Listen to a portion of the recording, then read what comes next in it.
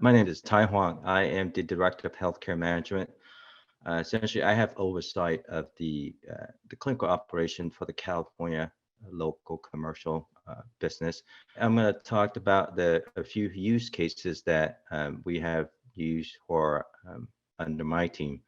So the first one, this is one of we all touch on this, Jeanette, Gavin, we all talk about preventing avoidable readmission. It's a big one, right? A lot of cost. And this is nothing new to the payer. We always have a readmission reduction program of some sort, whereby we have logic that identify members that are likely, our inpatient members that are likely will have a readmission, and case will be created, get our case manager, contact the member. We are typically trying to get to the member while they're still inpatient to develop that report. Where ADT comes in is it's useful, become useful for this effort is ADT will allow us to know when, as soon as the member get discharges, so that our case manager could then contact the member within 24, 40 hours of getting home, so that we can go and provide these post-discharge interventions, as the other has touched on, teaching them patient education, kind of making sure they understand their discharge needs, medication reconciliation, just helping with scheduling follow-up visit with the specialist, with the PCP, helping the member with any community resources, etc. To basically prevent that readmission from occurring. And we started using this before 2022, of course. Last year, I had a goal of reducing our readmission rate of 8%, and we were able to meet our goals in 2022. Previously, we also have an redirection program whereby we're looking at claims data and trying to engage the member and identify, assess their care gap and understand why they went to the emergency room. But with with ADT, we pivoted to use ADT, which is a lot more real time, 24, 48 hours of the member being at the emergency room. We would then know that they went and had an ER visit.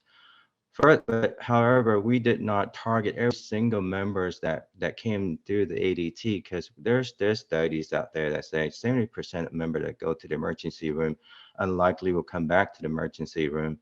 And Jeanette mentioned about sitting in the emergency room for 6 hours. Yeah, that could discourage a few folks from wanting to come back to the emergency room, right? So we only target the members that had 2 or more ER visits in the previous 3 months. We believe that to be the sweet spot.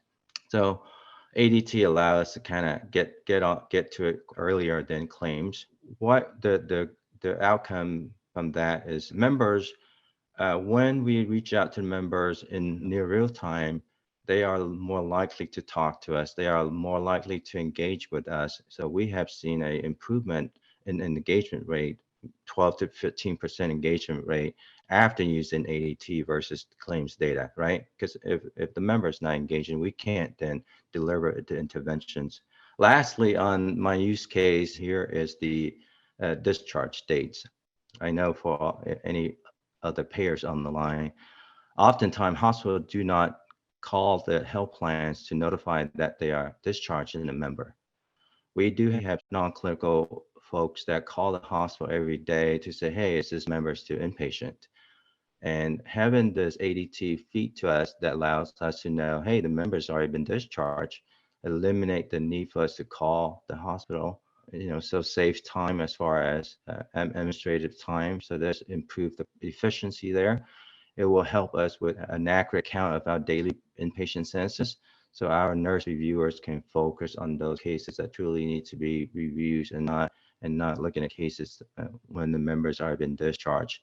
And with less cases the nurses have to go through it, and improve our turnaround time as well, which is a benefit to the hospital and to the planned improvement on regulatory compliance.